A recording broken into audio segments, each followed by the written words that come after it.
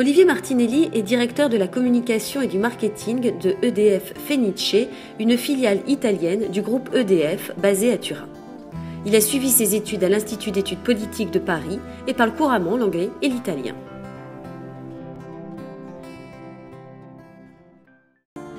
Vous évoluez dans un contexte franco-italien. Dans quelle langue travaillez-vous ?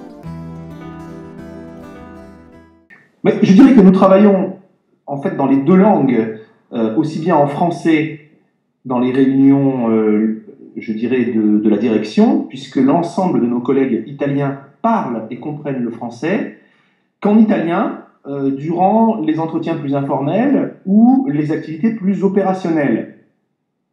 À ce titre, je dirais que le français est la langue stratégique du point de vue de la direction de l'entreprise et que l'italien est la langue pratique qui nous permet au quotidien de mener nos activités, qui sont des activités très spécifiques de fourniture de services énergétiques aux industriels en Italie. Dans le cadre de vos fonctions de directeur de la communication, vous êtes notamment en charge de la communication interne à destination des salariés et des cadres d'EDF Fenice qui compte plus de 1100 collaborateurs en Italie. Quelle est la langue utilisée en termes de communication interne ? Alors, c'est le français qui est utilisé, bien sûr, à l'intérieur des différents supports de communication du groupe EDF.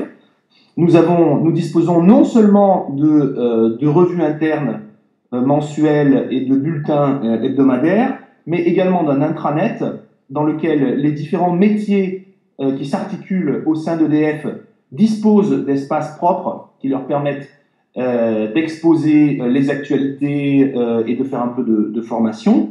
Donc, à ce titre, nous utilisons de plein droit le français pour faire connaître les activités de l'entreprise au sein de l'ensemble des salariés de la maison mère et de ses filiales.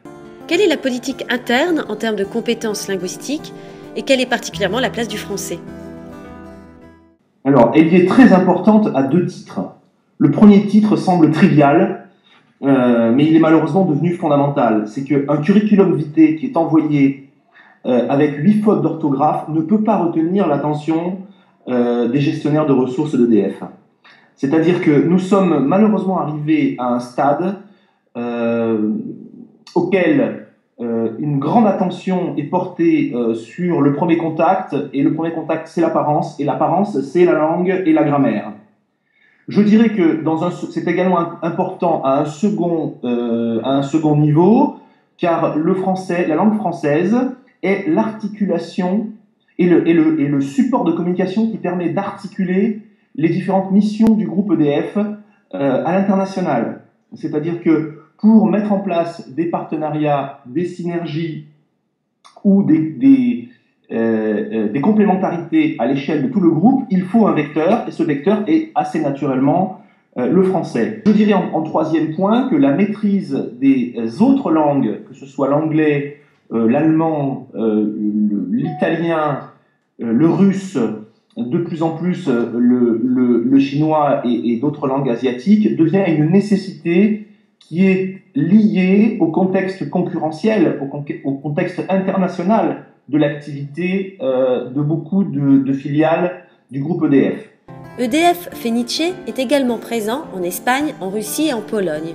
Quelle langue est utilisée au niveau du groupe ? L'anglais ou le français ? Il faut différencier deux niveaux de communication. Pour ce qui est de la communication avec le management le plus élevé des filiales, c'est-à-dire avec les directeurs généraux, c'est le français qui est utilisé. Parce que il y a donc 3 directeurs de filiales, 2 sont français et 1 est italien, qui comprend parfaitement le français. Donc pour aller plus vite, nous faisons appel à la langue française. Nous utilisons de façon classique la langue française dans nos communications téléphoniques et mail avec, je dirais, les directions de ces filiales. Pour ce qui concerne la communication interne au groupe Fenice, qui concerne tout le monde, là, nous utilisons ou bien la langue nationale des filiales, c'est-à-dire que le message est établi en français, puis la direction de la communication procède à la traduction dans les différentes langues nationales de ce message, et envoyé sur un support standardisé en termes de graphisme et qui permet ainsi de communiquer directement, sans effort, pour une plus grande efficacité des messages qui ont une vocation de groupe. Enfin, je dirais que le français peut être employé parfois, c'est arrivé, car c'est une langue qui reste très, très, très universelle, qui reste très employée. Je pense, par exemple, à nos collègues russes et polonais, dont beaucoup d'entre eux le parlent. Donc, ça reste une langue, la langue véhiculaire d'informations, je dirais, rapides et directes, souvent par voie de mail.